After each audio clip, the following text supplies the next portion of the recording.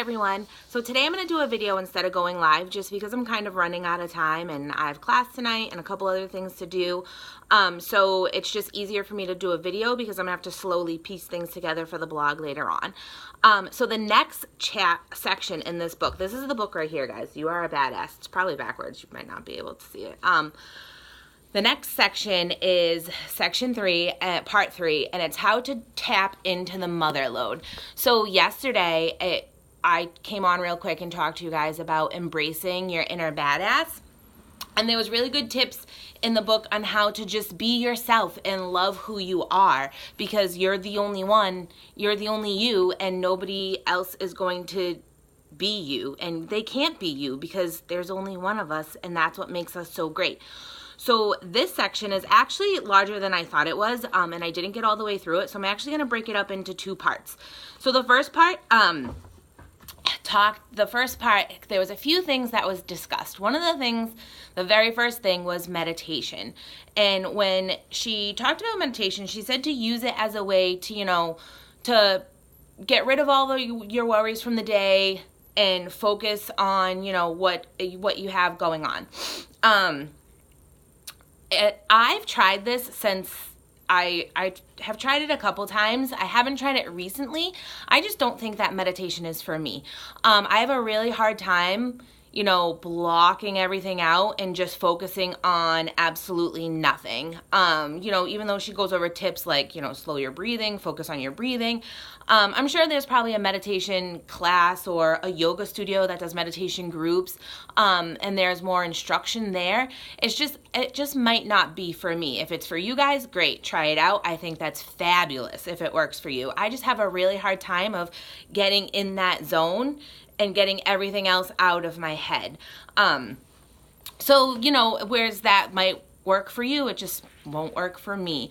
But the most important thing I thought so far that I've read in this section is that she talks about how basically she titled one of the chapters, "Your Brain is Your Bitch," which I think is kind of hysterical. But, I mean, it's true. Like, what is in our brain are our thoughts and our beliefs, and that's what we're going to believe. So if we can rewire that thinking to instead of doubting ourselves and thinking we're not good enough, thinking that, we're not, we don't do a good enough job at work or whatever it may be, if you start to think that you are good enough and you are doing a good job, you're going to rewire your brain to thinking it, and then you're going to start believing it. So your brain is going to think all the things that, you're struggling to think.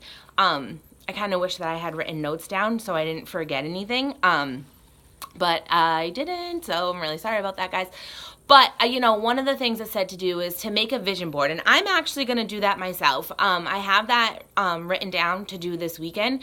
And it doesn't have to be anything spectacular. It can just be pictures out of magazines or newspapers. And you can cut them out and you can put them on a poster board or whatever you want, a cork board, however you want to set it up. And make a vision board of what you want.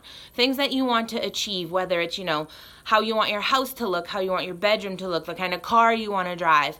So then you see this vision board and you see it all the time, and that's what you're working towards. So I'm actually going to work on that this weekend. So hopefully that will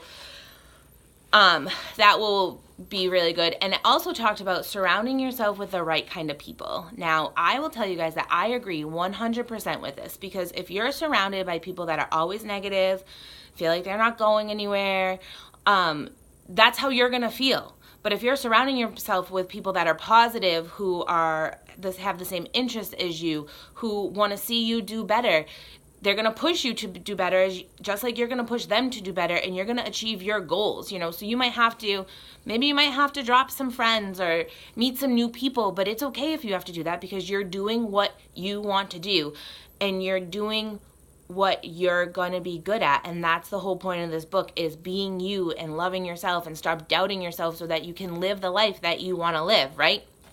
That's why we're doing this. The next thing that really stuck out in my so far in this section is to, she talked about losing track of time, doing things that you like and losing track of time. Like, when was the last time you sat down and you were like, you didn't realize, you were doing something that you enjoyed doing, and time just completely got away from you, and you didn't even realize what time it was.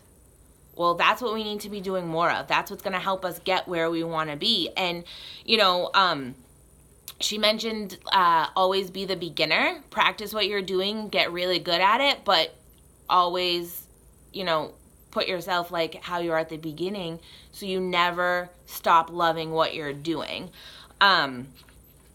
You know, there's a few other things that she had talked about. But again, guys, I still have half the section left to read. I'll come back to you tomorrow with more. I also don't want to give away too much because, you know, I don't want to take away how you would interpret this book and what she's saying to you so you guys can start living the life that you want to live. Hopefully you guys are having a great Tuesday. Thanks for listening, and I'll see you later.